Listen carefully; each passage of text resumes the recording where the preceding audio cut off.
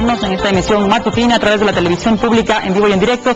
Y gracias también a quienes nos ven en nuestro reprise en CN Plus a las 19 horas. Comenzamos semana y por supuesto con la invitación a que usted participe como siempre en este tema que le hemos propuesto durante las distintas promos que han circulado durante el fin de semana. Hoy hablaremos sobre la reforma tributaria ya en vigencia, la Ley de Fomento Ambiental como se la conoce, y sus implicaciones, con énfasis en el incremento en el impuesto a la salida de divisas del 2 al 5%.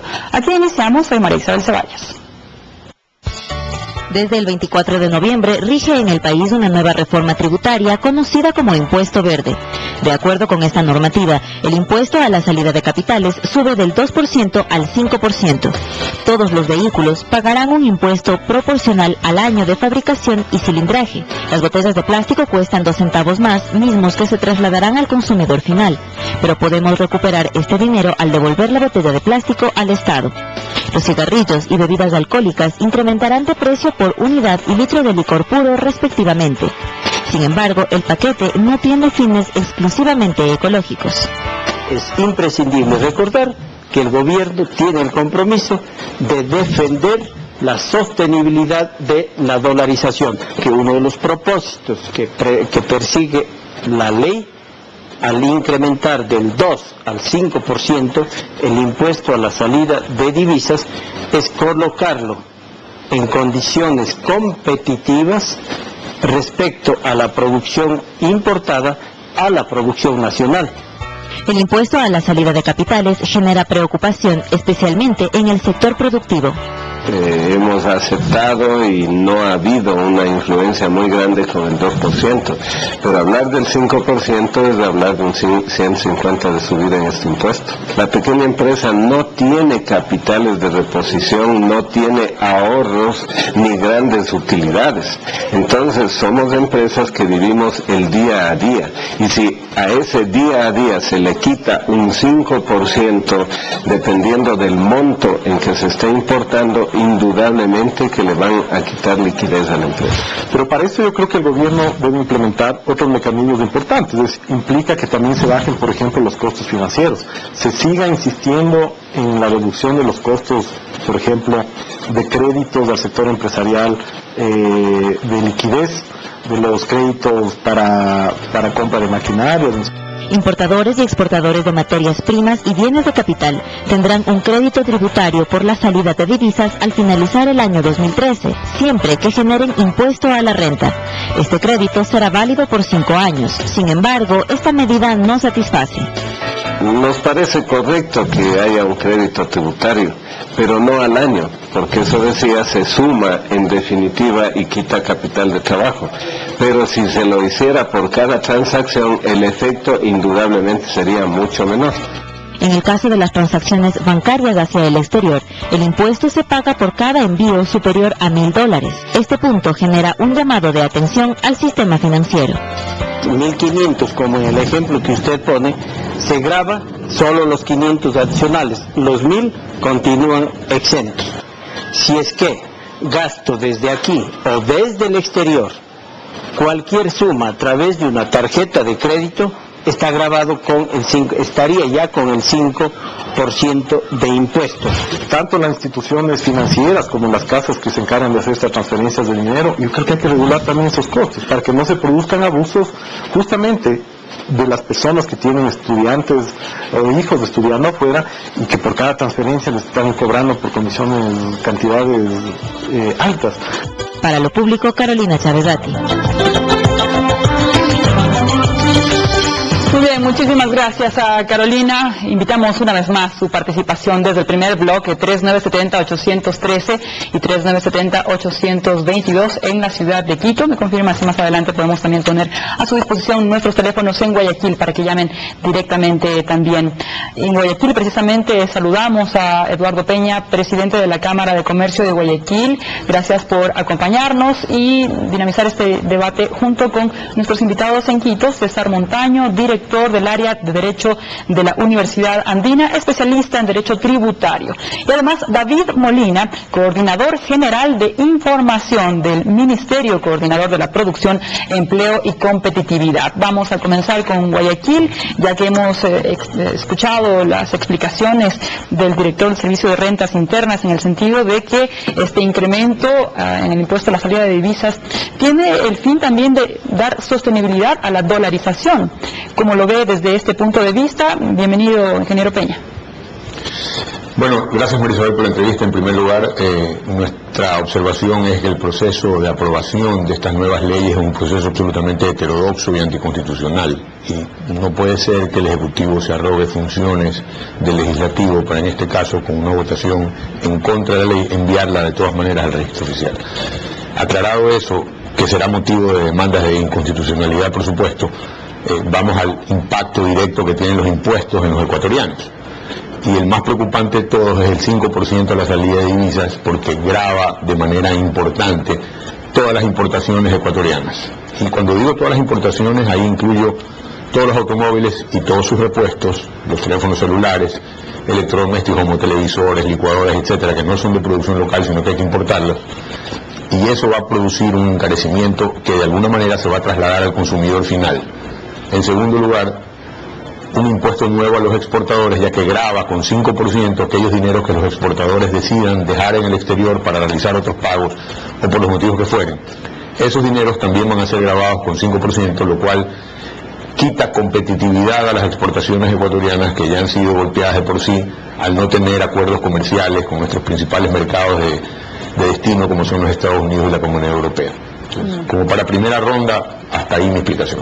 Bien, ya vamos a tomar en cuenta justamente estos últimos planteamientos, pero antes no quiero dejar pasar el tema jurídico procesal en la Asamblea Nacional, en el sentido también de que hay una corresponsabilidad de un buen sector de la oposición que, por ejemplo, no dio quórum para la aprobación de ese informe que era medular como los propósitos de debate. Sí, en el ámbito jurídico, definitivamente, el hecho de que no haya quórum en una comisión no implica que la ley pueda ser aprobada por el Ministerio de la Ley, cuando el Pleno de la Asamblea, que es el organismo máximo para aprobar, derogar o modificar leyes, de alguna manera votó en contra de que se publique la ley, con 53 votos en primera votación, con 67 votos en segunda votación, y tengo entendido que el informe lo firman 63 firmas. Entonces, más allá de que el tema de la comisión con o sin quórum o con o sin informe, la realidad es que una ley como esta debe ser debatida por el Pleno de la Asamblea, en donde puede modificarse, porque el motivo por el que fue creado los congresos y las asambleas es justamente para defender a los contribuyentes de un abuso impositivo, como en este caso pasa por parte del SRI, porque les recuerdo que la carga tributaria en el Ecuador es 20% del Producto Interno Bruto. Somos el cuarto país más caro de Latinoamérica y nuestro crecimiento económico no está en proporción a esa carga tributaria. Quisiera escuchar los criterios precisamente sobre estos visos de inconstitucionalidad que se ha adelantado, va a plantearse a esta reforma, al representante del Ministerio Coordinador de la Producción, Empleo y Competitividad, David Molina, a quien agradecemos su presencia. Bueno, buenos días, gracias por la invitación.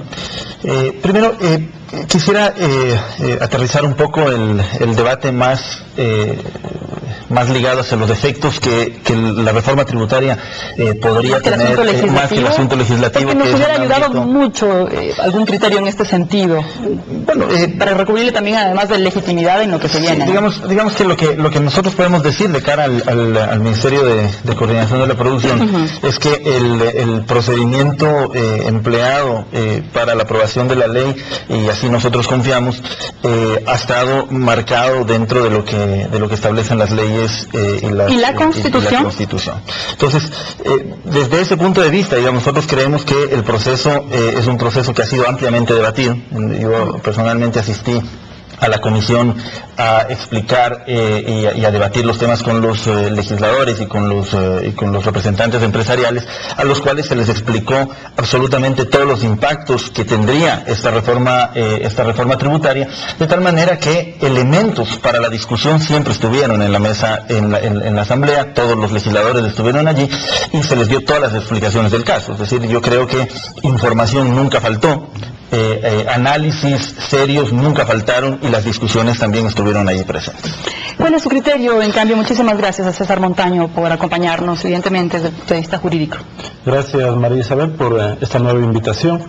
Bueno, yo creería que en este último capítulo que nos ha llamado la atención respecto a la aprobación de una nueva reforma tributaria, han sucedido cuestiones singulares, ¿no? En primer lugar, el hecho de que la Asamblea Nacional, órgano soberano por excelencia, que se entiende debe garantizar pluralidad y participación ciudadana a través de sus representantes que actúan, ha tenido una actuación muy pobre. Es decir, la Asamblea no jugó el rol democrático que debe jugar en toda democracia en lo que tiene que ver con el debate, aprobación eventual de leyes en materia tributaria. La Constitución es clarísima. La Constitución exige que para efectos de crear, modificar o extinguir impuestos se necesita la ley de la Asamblea. Eso no ha ocurrido en este capítulo, como le estoy llamando. Desde mi perspectiva, adicionalmente, yo creería que esa reforma que ha entrado en vigencia tiene visos de inconstitucionalidad de fondo y de forma. Es decir, la manera como se llevó a cabo no es la que manda la Constitución, y en cuestiones de fondo, bueno, podría citar un caso, porque hay varios elementos allí. Un caso, por ejemplo, la norma 300 de la Constitución dice en qué sentido debería legislarse en materia tributaria, y yo creo que esta reforma enteramente no se enmarca en esa orientación que define el artículo 300 de la Constitución. Un par de ideas de cómo debería regularse bueno, por ejemplo, para el impuesto a la salida de divisas, la Constitución dice claramente que se tiene que preferir impuestos directos y progresivos, que son normalmente los que gravan ingresos, patrimonio de los sujetos, personas naturales o empresas.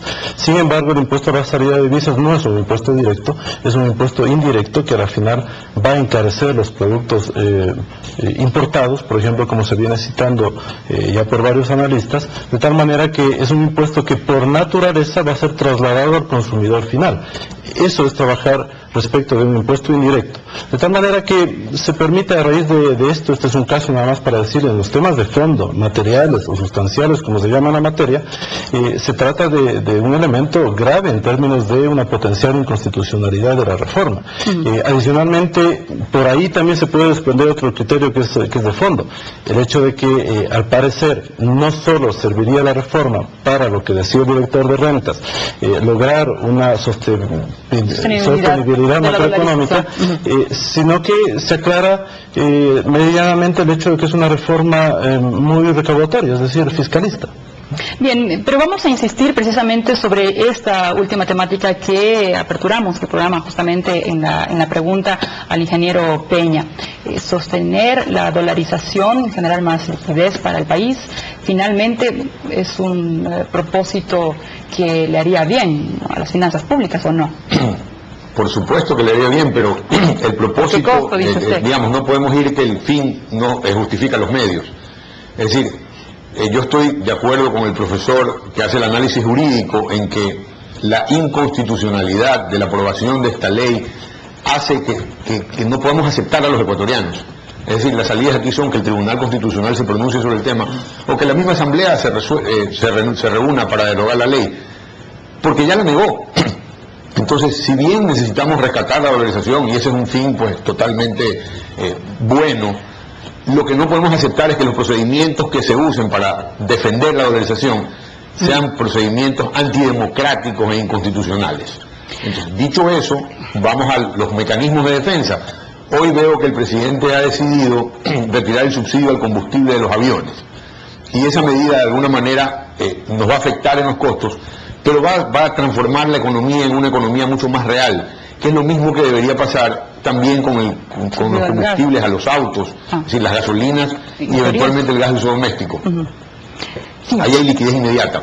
Ya, antes de irnos a la pausa, y solamente librando el último punto jurídico, tampoco es admisible que con una mayoría simple se niegue una ley.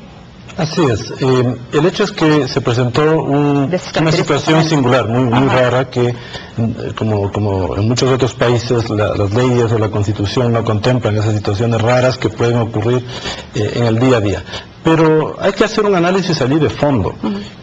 Hubo una quiebra importante del principio democrático. El punto es que a la final del día está legislando en materia tributaria una persona que no garantiza pluralidad, y puede ser el jefe de gobierno actual o puede ser cualquier otro en cualquier país. Pero eso al final no es el presidencialismo que aprobó el pueblo ecuatoriano en el referéndum. Sí, yo creo, yo vengo sosteniendo, María Isabel, que la Constitución empieza a mostrar sus grietas. Es decir, la Constitución tiene una serie de contradicciones. En la parte dogmática está, digamos, bastante bien lograda, una apreciación correcta y cada vez en mayor término en términos de derechos. Pero recuerde que el otro escenario era boicot del legislativo y falta de gobernabilidad permanente. Sí, lo que quiero decir es que el esquema actual no es ideal porque está mostrando una fractura. Por ejemplo, este capítulo permite ver que el sistema democrático no se ha cumplido. Entonces la Constitución podría ser ajustada o a lo mejor hasta cambiada. Yo creo que hay que ir pensando, porque no es solamente un caso que se presenta ahora, ya son varias cuestiones que dejan ver que la parte institucional, sobre todo, hay que repensarla ya en el constitucionalismo ecuatoriano. Correcto, vamos a hacer una pausa, le invitamos a que participe en nuestro programa 3970-813 y 3970-822. Ya vamos aterrizando al sentido más cotidiano de la reforma tributaria, en todo caso está en vigencia, y hablamos de un impuesto a la salida de divisas para todos. Si sobrepasan los $1.000 en el envío, por ejemplo, a estudiantes que se encuentran en el exterior, se grava, digamos, el excedente de esos $1.000. Como lo ha dicho Carlos Marcos Carrasco, si se envía $1.500 a un joven estudiante en Francia, pues se gravará sobre los $500. Enseguida retornamos con más.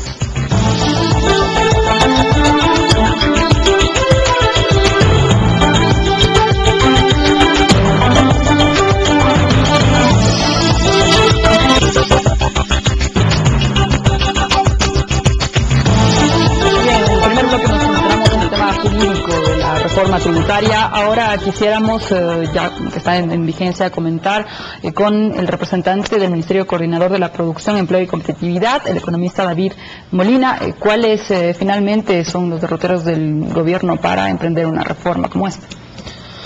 Bueno, primero rescatar algunos elementos que se han planteado aquí en este foro. Y es que cuando se menciona, por ejemplo, que el incremento de 3 puntos porcentuales en el impuesto a la salida de divisas, esto necesariamente, se ha dicho, va a ocasionar aumento de costos y por lo tanto incremento en los precios. Primero, ver y pensar si realmente eso es así. Y si es que fuera así, ¿cuál es la verdadera magnitud de eso? Y también recordarle a la opinión pública que, así como se los dijimos en la Asamblea Nacional cuando debatíamos de estos temas, y los industriales, los empresarios anunciaron que eso iba a ocurrir, es decir, que un incremento de 3 puntos porcentuales al impuesto a la salida de divisas iba necesariamente, según ellos, a incrementar los precios de los productos, trasladarle al consumidor. Nosotros les hicimos una pregunta y les dijimos, cuando en el año 2007, principios del 2008, el Ecuador soberanamente decidió reducir los aranceles al 0% de alrededor de 3.000 partidas arancelarias entendidas como productos específicos que se transan e ingresan al país vía importación y que también se exportan. Se redujo el arancel al 0% en productos que pagaban 5, 10, 15 y 20%.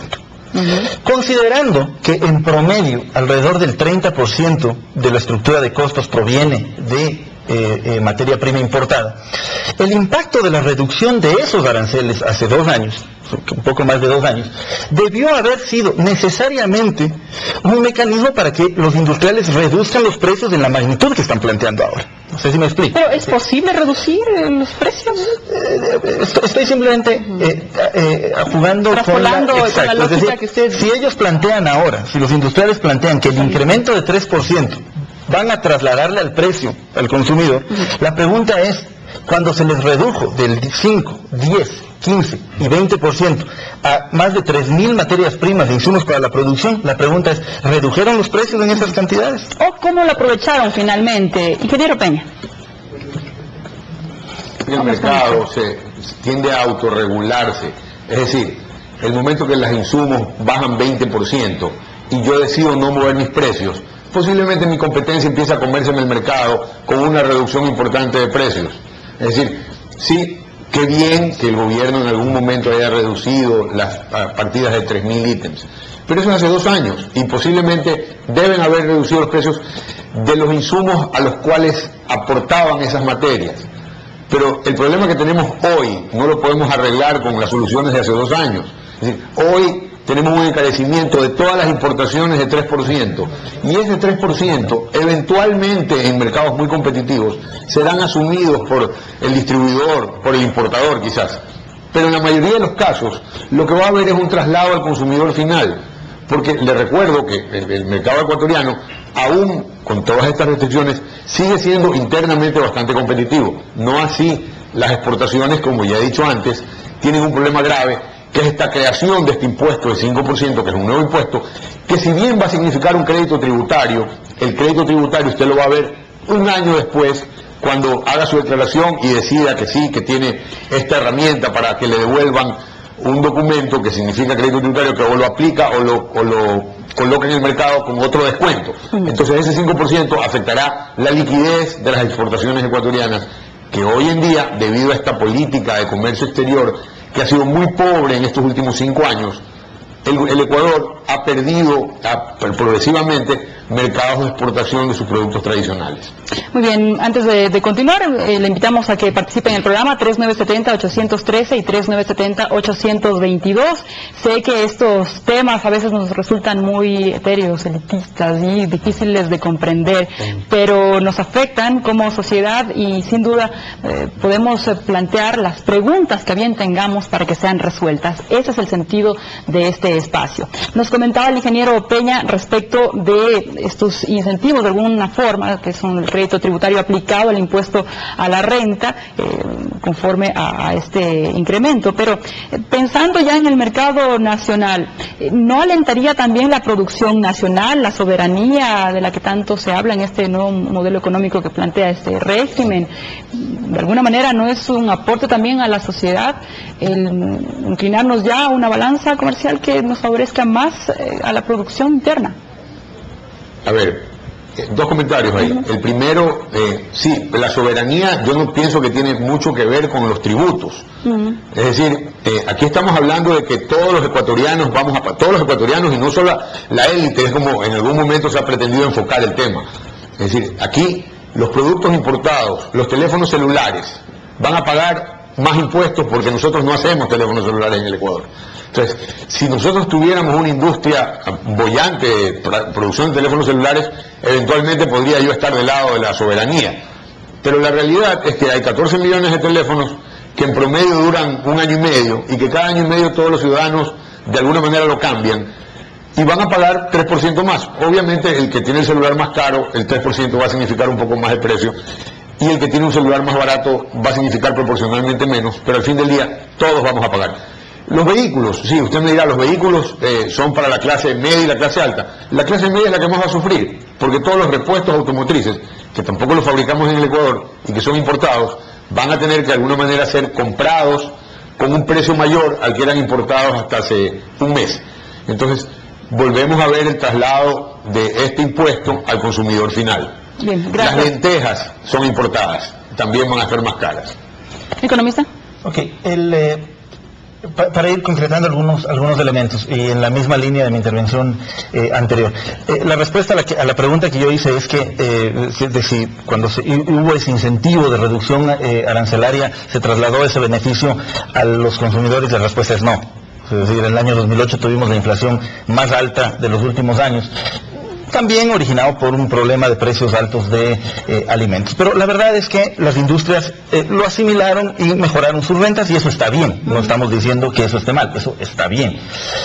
Hemos hecho un análisis y un cálculo muy preciso sobre cuál va a ser realmente el impacto que va a tener esto en el traslado de los precios al consumidor final de lo que se haga. Y claro, dependiendo un poco de cuáles son los productos y las industrias, hay industrias, por ejemplo, la industria de alimentos o los procesados de alimentos, que tendrán una menor afectación en tanto utilizan mucho menos insumo importado.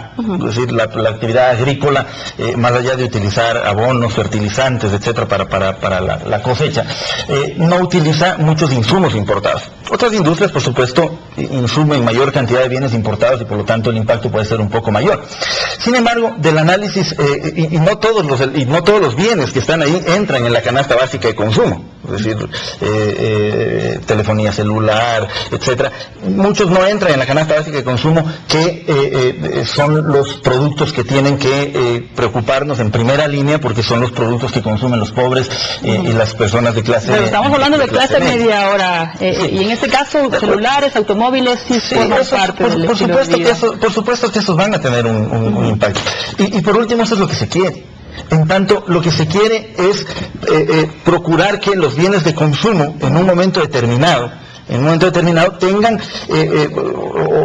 empiece a frenar un poco el nivel de importación de ciertos bienes que pueden ser producidos localmente. No con ello quiero decir que la medida tiene un carácter comercial, la medida tiene un carácter tributario. Esta medida no busca alentar o desalentar flujos de comercio exterior, sino simplemente alentar en un momento determinado la producción local de ciertos bienes. Es por eso que se plantea la devolución vía crédito tributario a la mayor cantidad de importaciones. El país tiene que saber cuánto realmente va a estar afectado por este impuesto, y no es cierto que está todas las importaciones. El Ecuador importa anualmente alrededor de 20.000 millones de dólares, de los cuales 5.000 millones de dólares son importación de combustibles. Y por lo tanto lo importa el propio gobierno, y por lo tanto ese 5.000 millones de dólares no estarán grabados con este impuesto. Otros 10.000 millones de dólares, casi 11.000 millones de dólares son importaciones de materias primas y bienes de capital para la industria y para la agricultura. Por lo tanto, estamos hablando de que esos, si bien van a grabar en una primera fase, van a tener derecho a crédito tributario. Por lo tanto, en términos relativos, el impacto no es del 3% adicional. Pero esto se replicará un año después, como lo ya le voy a explicar eso a la audiencia. Y 5.000 millones de dólares son bienes de consumo, los cuales van a tener de alguna manera un impacto más directo. Es verdad que el crédito tributario se va a afectar un año después, pero evidentemente el empresario, el industrial, sabe que lo que está haciendo es adelantando parte del impuesto a la renta que tendrá que liquidar en abril del próximo año. El costo no es entonces el valor del impuesto que se ha pagado, sino el costo financiero de obtener esos recursos adelantados al Estado. Y por lo tanto el impacto no tiene que ser mayor. Nosotros hemos calculado ahora mismo que del 3% adicional que se está subiendo del impuesto a la salida de divisas, aún asumiendo que no hubiera crédito tributario, o sea, en el peor de los escenarios... Porque hay que solicitar ese crédito tributario y hay que también introducir ese componente. No necesariamente solicitar, o sea, lo que hay que hacer ¿Es automático? No es. Lo que hay que hacer es decir, el rato que hago porque el impuesto se paga primero. Así es. Y después se paga el impuesto a la renta. Entonces, Esa al final del año, es la que inquieta al final del año dice, yo tengo que pagar $1.000 de impuesto a la renta y pagué ya $800 de impuesto a la salida de divisas, por lo tanto tengo que pagar la diferencia, o sea, $200. Bien, tenemos que hacer una pausa. Retornamos para el tercer y último bloque con el análisis del director del área de Derecho de la Universidad Andina, especialista en Derecho Tributario, César Montaño, que está con nosotros.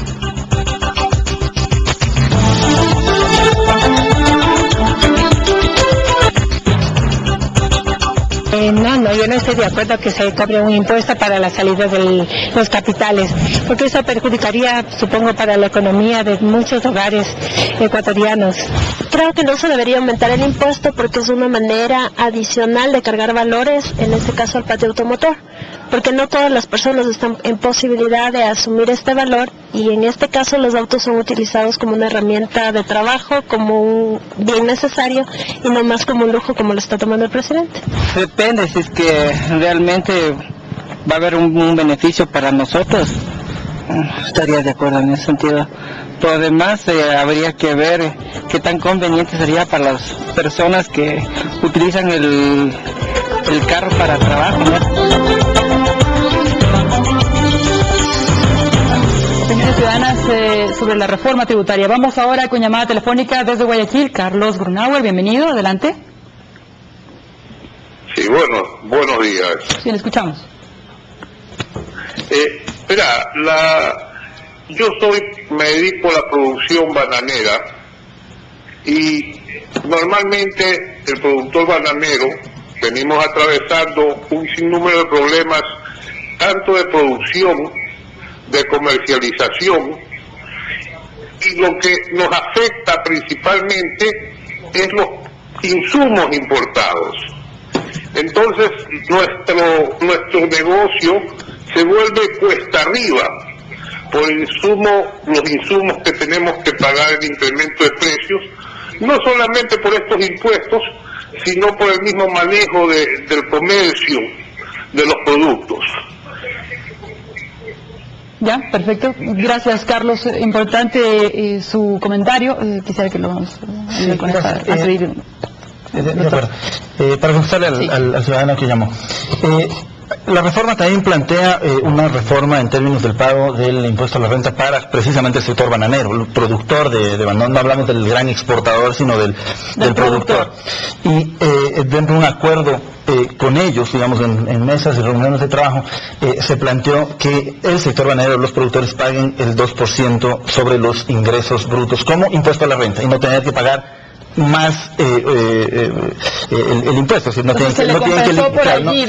tienen que más que compensar, o sea, ellos no tienen que calcular sus ingresos, sus costos, etcétera, y calcular el 25% o 24% que será el próximo año de impuesto a la renta, sino el 2% de impuesto bruto. Entonces, ese es un impuesto que ellos saben que tienen que pagar el próximo año. Los insumos, es decir, se está refiriendo probablemente a todos los agroquímicos, fertilizantes, etcétera, que normalmente son importados. Primero hay que distinguir dos cosas. Si el productor importa directamente, él será el que pague el impuesto a la salida de divisas.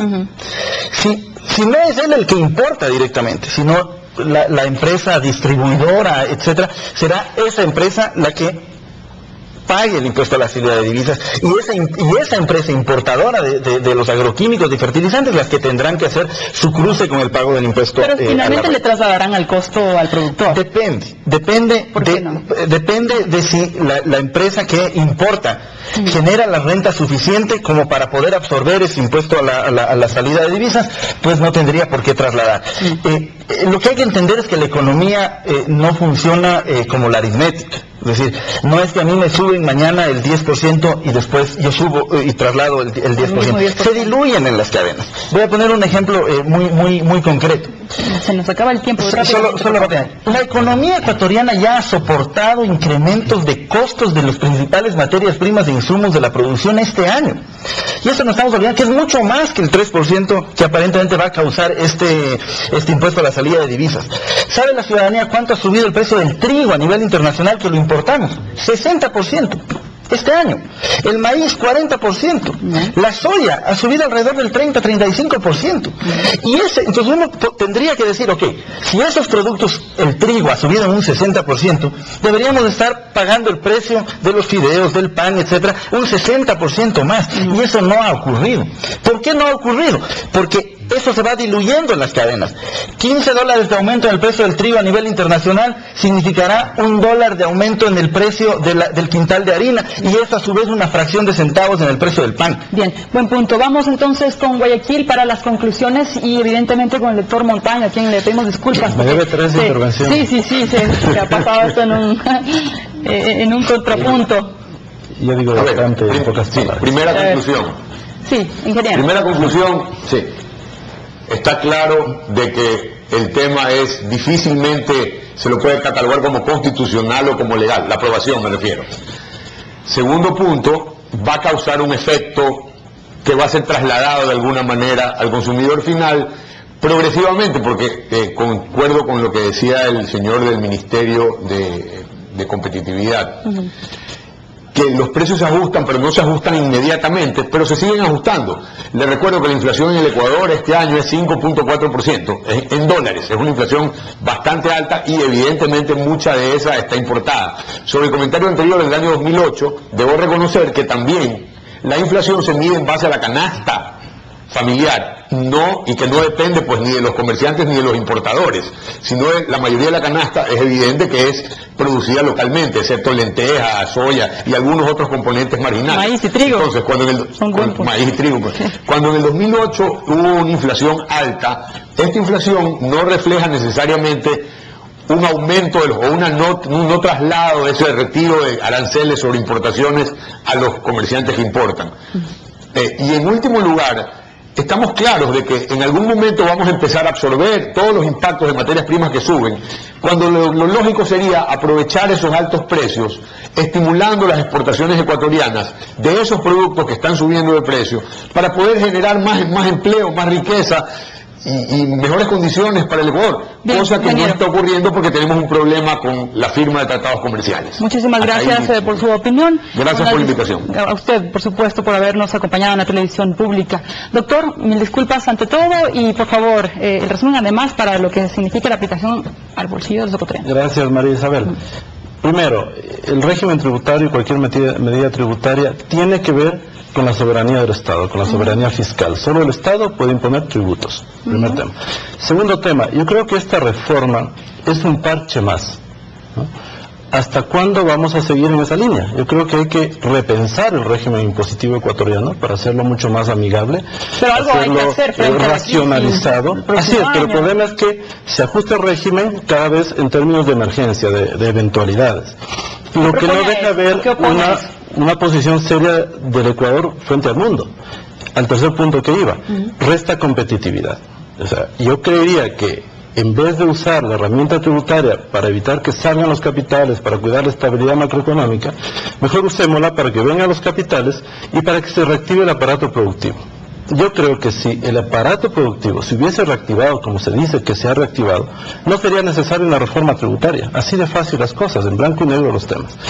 Y el último punto, cuarto punto, yo creo que esta medida aplicada, sobre todo el caso del impuesto a la salida de divisas, puede rozar con obligaciones del Estado en el marco del proceso de integración como Comunidad Andina y la Organización Mundial del Comercio. De allí que no sería raro que a lo mejor algunos sectores económicos del país o del exterior se organicen para iniciar acciones dentro de los mecanismos de solución de conflictos que existen en esos procesos internacionales. Muchísimas gracias. La participación de los tres expertos invitados desde el Ministerio Coordinador de la Producción, Empleo y Competitividad, el economista David Molina, en Guayaquil el presidente de la Cámara de Comercio, Eduardo Peña, y César Montaño, el doctor César Montaño, director del área de Derecho de la Universidad Andina, especialista en Derecho Tributario con nosotros.